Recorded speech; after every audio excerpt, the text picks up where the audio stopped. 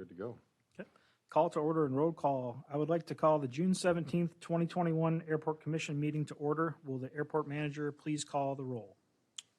Toutfest. Here. Olson. Here. Bias. Here. Eoff. And Stenga. Nope. Approval of agenda. Are there any changes to the agenda? This is Charlene. I move to add the following reports to the agenda. Airport manager is item 6D. Commission chair is item 6E. Maintenance department manager is item 6F. City manager as item 6G. Thank you. Are there any objections to adding the reports to the agenda? Hearing none, the reports have been added to the agenda. Are there any objections to approving the agenda as amended?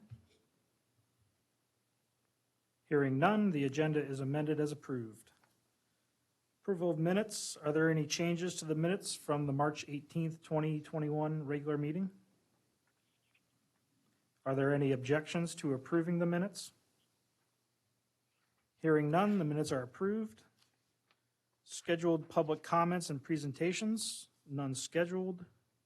Action items, none scheduled. Reports, reports from the airport manager. Okay, thank you. My reports noted on the agenda here, A, B, and C, the NDB, the gravel strip, and the runway project update. Nothing significant to report other than this first item. The commission may or may not want to offer a motion. It's up to the commission. The NDB proposed decommissioning. I received information from the FAA, who is interested, as they were 5 years ago, in decommissioning the Soldotna NDB. The non-directional beacon supports instrument approaches into runway 7 and runway 25. So decommissioning would cause cancellation of those instrument approaches. One thing to note, we did consider this 5 years ago. The primary justification from FAA is that, one, it is little, if any, used anymore. It's older technology, and air traffic control reports that it's very rarely or at all requested and used. It also doesn't support any airways. And then finally, it is pretty costly to own and maintain. I got a report from Mr. Mark Payne that notes that NDBs are increasing in cost to operate. Because of their age, they're becoming more expensive to maintain and repair. Many of the parts for the systems are no longer obtainable. So FAA's focus on next-gen air traffic controlling is really driving the decommissioning of NDBs everywhere.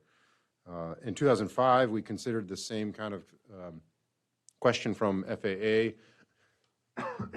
And if I remember correctly, the commission recognized that it's rarely, if ever, used, but I believe the commission supported maintaining it 5 years ago because training, some of the pilot training and educational materials still reference NDBs and their functionality for instrument approaches at airports. So I would open the floor to discussion from the commission regarding either support or not. We don't have to have an action item. We don't currently have an action item on the agenda. If the commission was interested, I would support a motion from any commissioner that would either recommend supporting the decommissioning or a motion recommending that FAA does not decommission the NDB.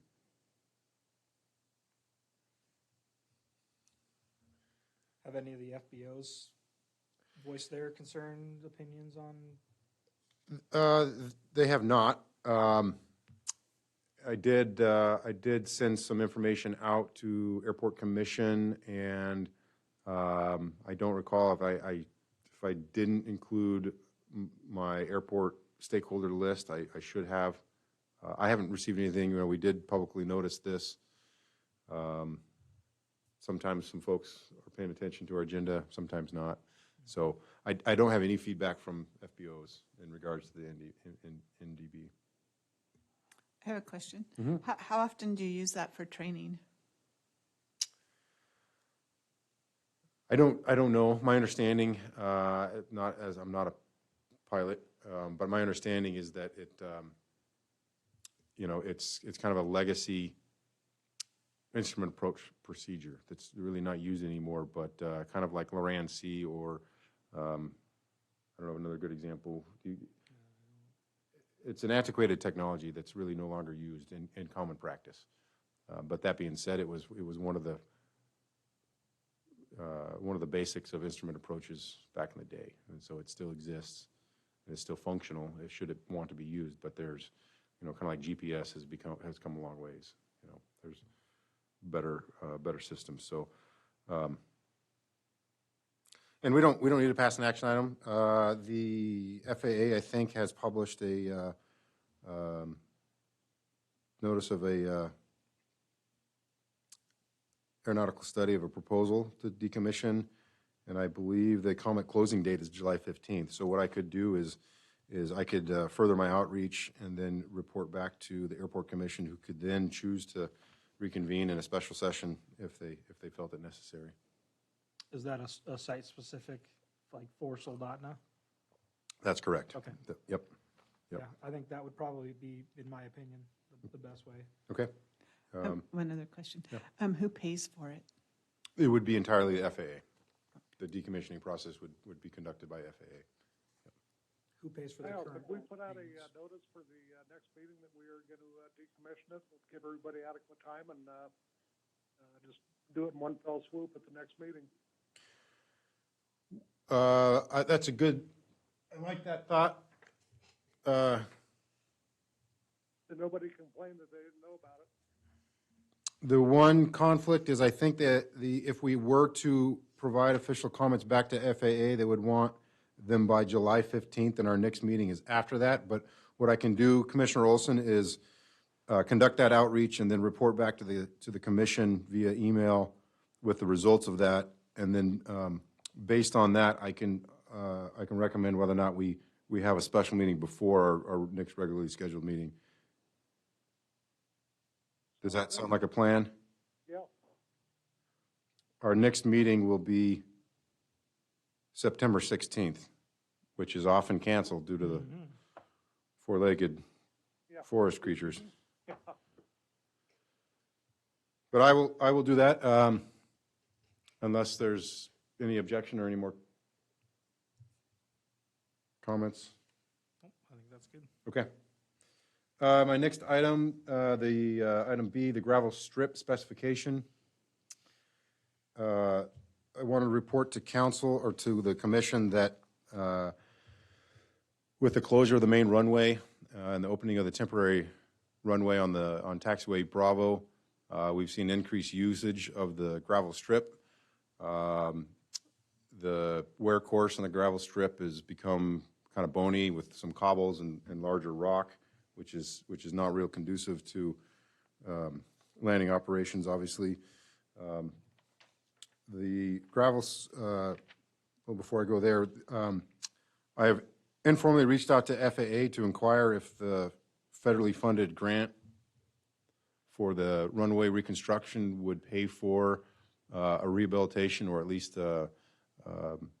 new gravel placement on the strip, because it is increasing in use because of the grant project, and we believe that it is grant eligible. So we're pursuing that with the contractor and our design consultant to come up with a gravel spec to get some numbers on. Ages ago, last time we added material, we had used an 1.5 inch minus non-crushed material. And I think the thought process was that with the tube and fabric planes, we would not have crushed or fractured faced material. And I don't think that panned out real well. The consequence was this large rock and unraveling of the surface course. I did some research, looked at DOT's spec for gravel strips. We looked at what Kenai has and talked to some pilots that were using it. And most people really favored just a D1, kind of a dirty D1 that packed together really tight and held up, which does have a fractured face to it.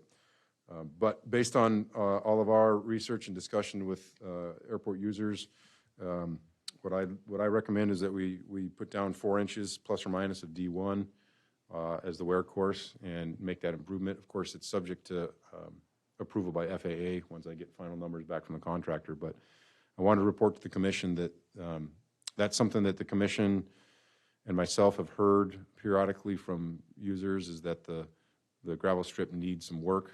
What we usually do is we go out and blade it, turn it over, or rent a compactor and run a drum over it and try and set it up. But that only lasts so long. So this is a great opportunity to have the federal grant pay for kind of reconditioning this strip because of its added use with the runway project. So I wanted to report in my report that is the plan, is to use a 4 inch plus or minus cap of D1 and then spruce up the shoulders and other such fun. So Do you guys typically use a dust palliative on the surface as well? we do not. I discussed that extensively. The state does use that in some places, and that's because they're using a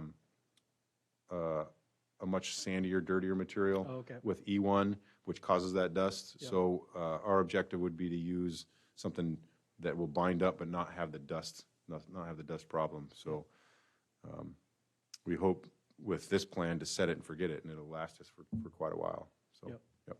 Sounds good. Yep. Any questions on that report item? Okay.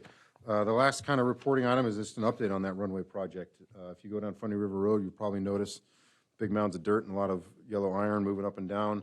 And we started up in May. Immediately started roto-milling and pulverizing the asphalt. There's sections of the runway that are 7 and 8 inches thick of asphalt because we've had some overlays, so there's a lot of asphalt to chew up. We are reusing that wrap. We're using that material in the project. It's a really good product to use above the sub-base and base. We'll still bring in some D1 and paving course before we pave, but it's a really good material that we're reusing on the project. We've done a lot of electrical work. We've removed all of the edge lighting. We're working right now on running conduit to the new nav aids, which are the PAPIs. If you recall, we're replacing the VASIs with PAPIs.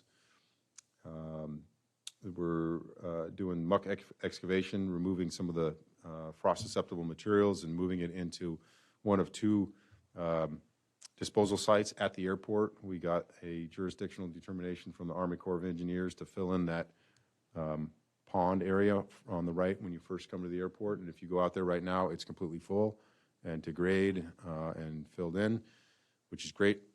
And then we're now using waste area 2, which is beyond the end of runway 25 to the east, filling in the depression in that area too. So moving lots of earth.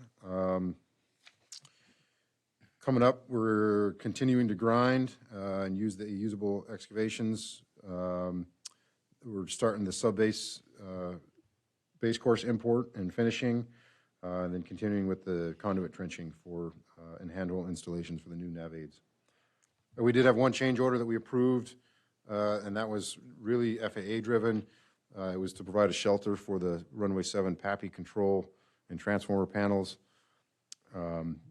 The FAA provided a shelter that we're placing on site that their technicians can use when they're servicing the PAPIs. So the only other note that I have here is that we did have a little slight delay in the excavations due to load limits on the state highways that lasted a little bit longer than typical. So I have some pretty big equipment working on hauling material out there. No other big things to report. The project is going per plan, on budget, on schedule. We have pretty lengthy construction meetings weekly and more often.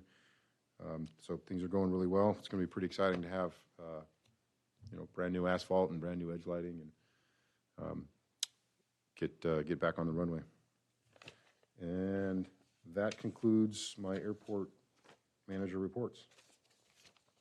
Okay, thanks, Kyle. Commission Chair, I have no report.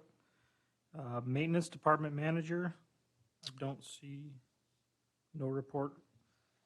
Report for the City Manager, no report for the City Manager. Public comments, are there any members of the public who would like to comment?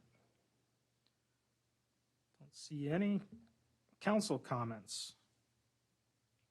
Yeah, this is Kurt. I had one thought that came up after we rolled past 6B, but John McKinnon, I think, is still swimming in some grant money.